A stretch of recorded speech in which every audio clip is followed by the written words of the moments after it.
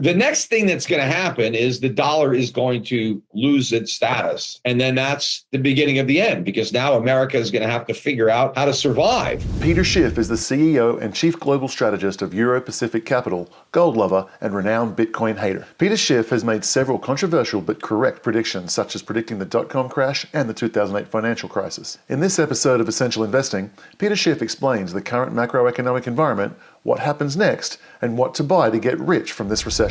During the 1990s, during the dot-com bubble, I was very skeptical and very critical of what I was seeing in the markets. And so I was advising people to get out of the NASDAQ. In fact, when the NASDAQ got up to around 5,000, I was predicting that it would fall by 80%. And I was very negative on the dot-com stocks in particular. I said most of them would go bankrupt. And that prediction was pretty close. The NASDAQ fell to, I think, 1,000, 1,100. I was actually, my target initially was like 500. I thought it would get even lower. But then the Fed slashed interest rates down to 1% and started printing a lot of money. And so I became bullish. I was only bullish because of what the Fed was doing. I thought that the Fed had made a mistake and the Fed should not have slashed interest rates like that. And they should have let more air come out of that bubble. We would have been in much better shape today had they done that. In fact, we wouldn't have had the housing bubble. I was very critical of the Fed's response to the crisis that it created. I was a big critic of TARP, of quantitative easing. I warned back in 2009, 2010 that QE would never end, that it was a monetary roach motel, that we would have more QEs than Rocky movies, a economy addicted to cheap money, and that the debt bubble would get bigger and bigger. And I said eventually inflation was going to run out of control and the Fed would be in a very difficult position because there'd be no way to rein in the inflation because the economy would be too levered up to survive the cure. Because in order to cure inflation, you not only need positive real interest rates, which would mean interest rates, north of 10%. Right now they're not even close. But you would also need significant cuts in government spending. And none of that is going to happen given the degree of leverage that we have in this phony economy. But I think the significant difference is that inflation is at a level that no longer allows the Fed the luxury of being able to, rescue the markets or the economy by printing money and slashing interest rates, because that actually is inflation. The Fed's solution to every problem has been inflation. That's what the Fed does. It creates inflation. Inflation is the expansion of the money supply. So the Fed inflates every time there's a problem, and it inflates our way out of the problem. But when they do that, they actually prevent the problem from really being solved. They just kind of kick the can down the road and let the problem get worse. They no longer have a pretense for creating more inflation. Clearly, we don't need more inflation. Inflation is too high. And so that takes the Fed out of the game. Now we get a stock market crash, we get a recession, we get a financial crisis. The Fed can't do anything. The inflation that we have today is not just because of what happened after COVID.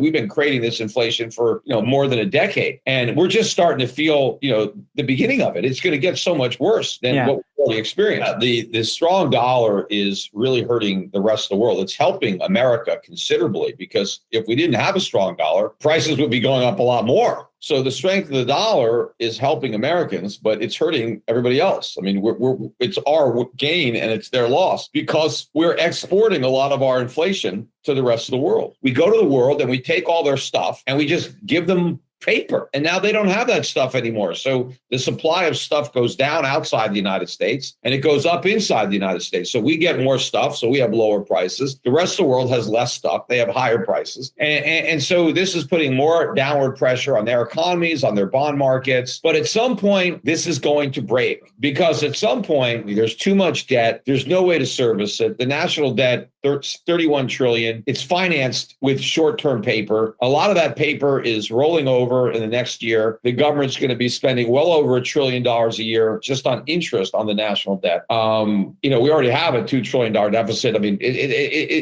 These numbers are too big. So at some point, the Fed is going to turn its attention from inflation to this economic implosion, this financial crisis. And when that happens, the dollar is going to drop like a stone. Yeah. We've got a real sovereign debt and currency crisis coming. And this big rally in the dollar right now, this is just a head fake. This fact that people are buying the dollar is just allowing our problems to get worse, because we just go deeper into debt, we borrow more money, and import more products. There is no way out that isn't going to be very painful. I mean, there is a proper way out, right? The government can do the right thing. I mean, they've never done the right thing before, so it would be unprecedented. The Fed could just let interest rates go up wherever they have to. Under Paul Volcker, we got up to 20%. We'd probably get as high, if not higher this time, if the Fed really just backed away. But there would be massive bankruptcies, foreclosures in the United States. A lot of the debt would just default and go away because it'd be unpayable. A lot of companies would go bankrupt, especially the companies that don't have any earnings and have been kept afloat by cheap money and the ability to sell equity. So a lot of companies would disappear. A lot of jobs would go away.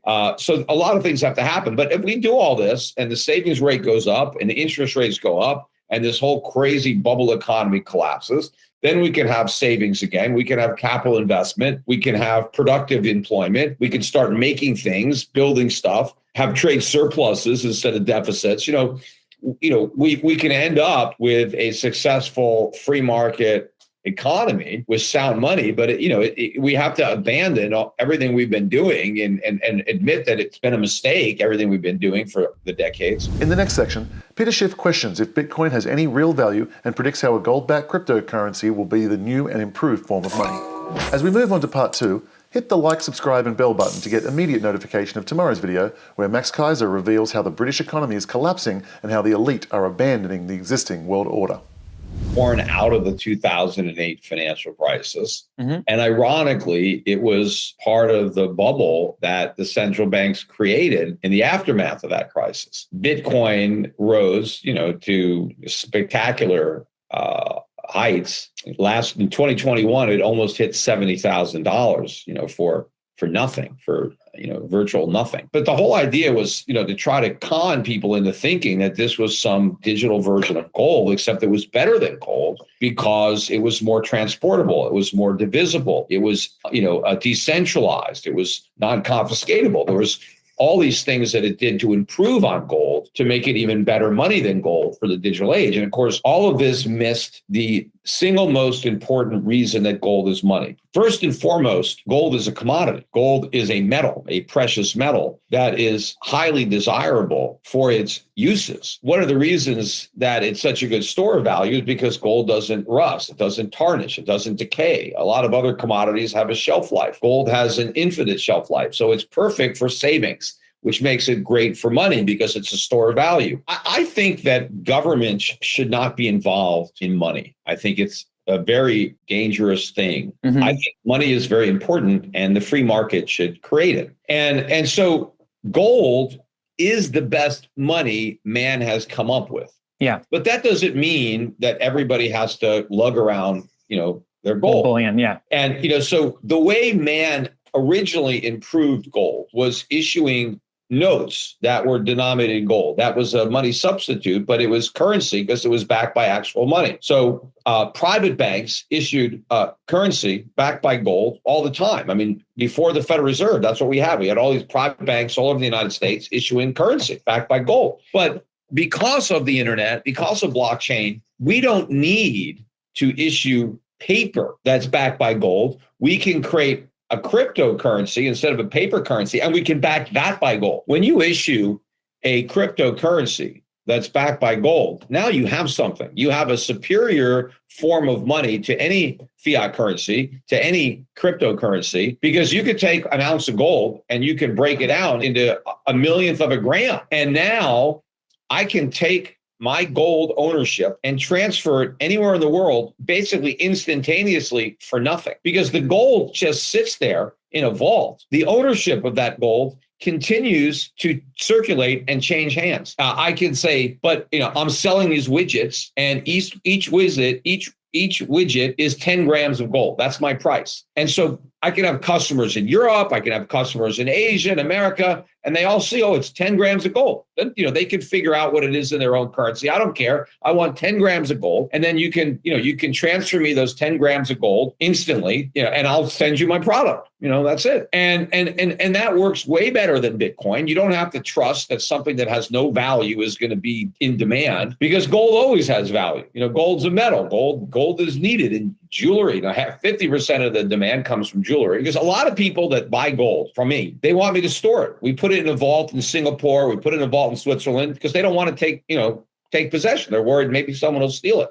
So they leave it in a vault. Well, if you're going to leave it in a vault, why not just take a digital representation of that gold while it's in a vault? Because if I've got, let's say, $100,000 worth of gold, but now I have it tokenized and I have the bars sitting in a vault and I've got these tokens, I got them on my cell phone. I got them on a piece of plastic. I can spend them. I can do whatever I want. What are the big problems there's going to be when inflation really kicks into a higher gear? Is costs are going to be going up so fast. If you're a merchant and you sell something, you may not be able to replace it because the money could be losing value so fast that by the time I'm able to take the money you give me for my product to try to restock my shelves, I can't afford to pay it anymore. It costs me more to rebuy it than what you just paid me for. The next thing that's going to happen is the dollar is going to lose its status. And then that's the beginning of the end, because now America is going to have to figure out how to survive without a trade deficit.